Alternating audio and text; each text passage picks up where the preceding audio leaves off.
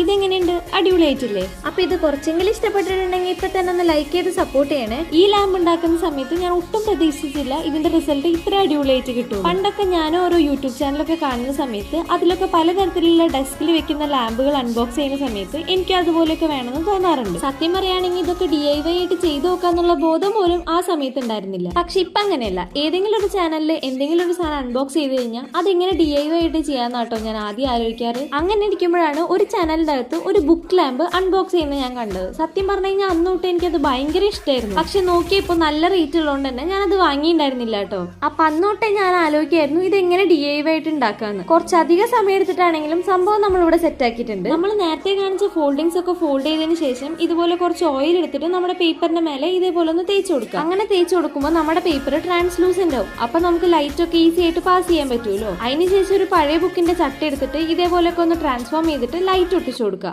ഈ ബുക്കിന്റെ ചട്ട ഞാൻ ആദ്യം വൈറ്റ് A4 ഷീറ്റ് വെച്ചിട്ടാട്ടോ കവർ ചെയ്ത് കൊടുത്തേ. പിന്നെ ഞാൻ അത് ഡാർക്ക് A4 ഷീറ്റ് വെച്ച് കവർ ചെയ്ത് കൊടുത്തു. അപ്പൊ നിങ്ങൾ ആദ്യം തന്നെ ഇതുപോലെ വൈറ്റ് വെച്ച് കവർ ചെയ്യണ്ട, ഏതെങ്കിലും ഡാർക്ക് കളർ വെച്ച് കവർ ചെയ്താൽ മതി കേട്ടോ. പിന്നെ ഒരു പ്രോ ടിപ്പ് ഞാൻ പറഞ്ഞുതരാം. ഈ ഒരു ചട്ടയ്ക്ക് പകരം ഏതെങ്കിലും ഒരു ഡയറിയുടെ കട്ടിയുള്ള ചട്ടയൊക്കെ ഉണ്ടെങ്കിൽ അത് ഔട്ടോ അടിപൊളിയായിട്ടുണ്ടാവുക. എന്റെ അത് ഇല്ലാത്തതുകൊണ്ടാട്ടോ ഞാൻ ഇങ്ങനെ ചെയ്തേ. അതിനുശേഷം നമ്മൾ നേരത്തെ ഫോൾഡ് ചെയ്ത് വെച്ച സാധനം ഇതേപോലെ ഒട്ടിച്ചു കൊടുത്തതിന് ശേഷം തുറക്കുമ്പോൾ നമ്മുടെ ലാമ്പ് ഇവിടെ സെറ്റ് ആയിട്ടുണ്ട്. അപ്പൊ ഈ വീഡിയോ കുറച്ചെങ്കിലും ഇഷ്ടപ്പെട്ടാൽ ലൈക്ക് ചെയ്ത് സപ്പോർട്ട് ചെയ്യുക. അതുപോലെ സബ്സ്ക്രൈബ് ചെയ്യുക. 10ൽ എത്ര മാർക്ക് കൊടുക്കുന്നു കമന്റ് ചെയ്യുക.